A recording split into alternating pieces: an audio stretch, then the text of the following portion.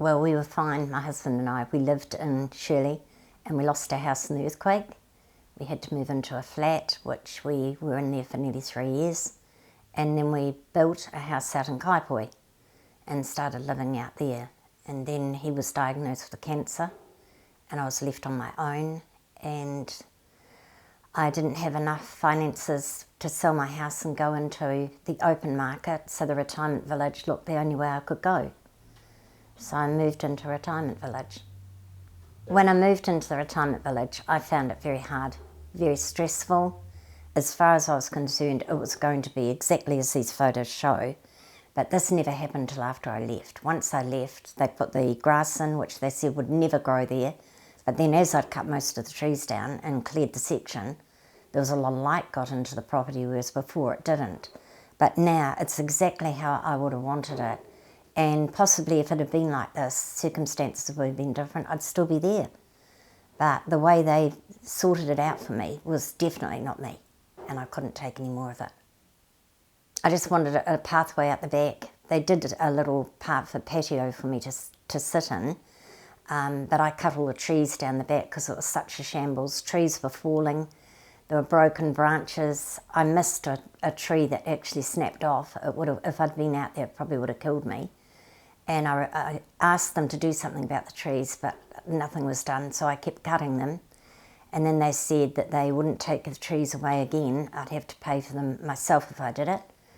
Nothing was ever said about not cutting trees, so I carried on, cleared the whole section myself. And then I had a meeting with the manager, who could talk only about the trees. He wouldn't talk about any of the problems I had. He just kept going on about the trees for about 20 minutes. I thought he was going to have a heart attack. It was absolutely terrifying the way he carried on. For a person in his position, it was actually disgusting. I have got a formal apology since from him, but I'll never forget that 20 minutes or so that he was just there yelling at me. He didn't worry about my health. Nobody contacted me after to see if I was okay after the episode with him. And it took about a month before I got a written apology from the manager. So yes, it was pretty hard. I had to go straight to the doctor.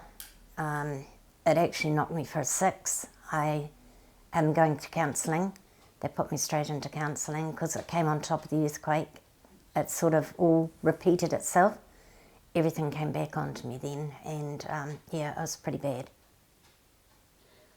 I just demanded the day that he had a go at me that I would get out, but I needed 3 months to find a place to live. It was just such a shock, and all I could think of was, I have to get out of here, otherwise I'm not going to last. I've had enough. At the end of my tether, I can't take any more. And I couldn't. I had lost it by that stage. Yeah, it was pretty traumatic. There were no more discussions. I never had any meetings or anything after him screaming and yelling at me. And then I was told, yes, I could get out.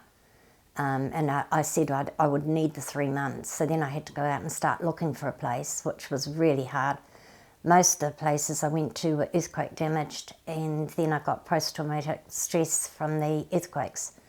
And in the end, I couldn't even go into houses to have a look at them because as soon as I went in, my balance went and I just lost it. So yeah, it was pretty stressful. It was the worst time of my life, actually. So, well, I think a person on their own going into a retirement village hasn't got the same opportunities as a married couple. I feel they're disadvantaged. They pay the same amount as a married couple. They pay exactly the same amount, but if there's any functions, they've got to ask permission. They can't take a daughter or anybody with them. They have to ask permission. It's like being at school. I found that I was always looking over my shoulder to find out what I was doing wrong.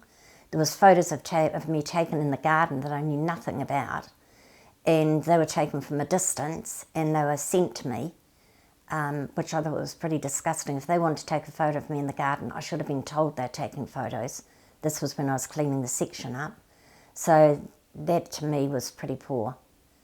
And I don't think anything different, because it seemed like a vendetta in the end that I just had to get out.